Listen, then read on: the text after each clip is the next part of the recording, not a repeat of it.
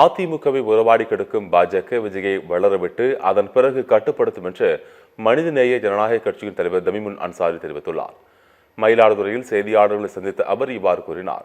மயிலாடுதுறை புதிய பேருந்து நிலையத்தை விரைவில் திறக்க வேண்டும். பாதாள சாக்கடை சீரமைப்பு பணி, காவிரி நகர் ரயில்வே மேம்பாலம் பராமரிப்பு பணிகளை விரைந்து முடித்து பயன்பாட்டிற்கு திறந்துவிட வேண்டும் என வலியுறுத்தினார். திமுக தலைமையிலான கூட்டணியில் மனிதநேய ஜனநாயக கட்சி நீடிக்கும் என்றும் குறிப்பிட்டார்.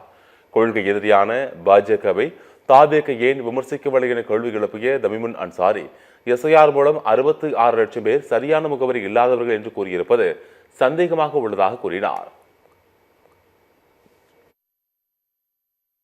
கண்டிப்பா இந்த தடவை நாங்கள் திமுக தலைமையிலான அந்த கூட்டணியில களமாடுறோம். அதுல மாறுபட்ட கருத்து.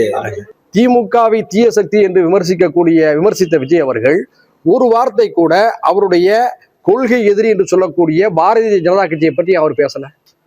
அதிமுகவை உறவாடி கெடுக்குது பிஜேபி. மறைமுகமாக விஜயை வளரணும்னு அவங்க நினைக்கிறாங்க.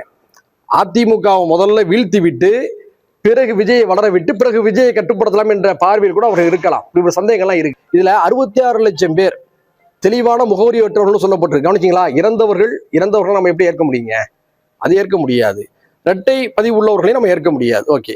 ஆனா 66 லட்சத்துக்கு அதிகமானோர் சரியான முகவரி இல்லாதவர் என்ற தகவல் தான் சந்தேகமா இருக்கு. எனவே இதை பற்றி முழுமையான ஆய்வுகளை சேகரித்த பிறகுதான் நம்ம பேச முடியும். ஒரு வாரம் காத்திருங்க, எல்லா உண்மைகளும் வெளியில வரும்.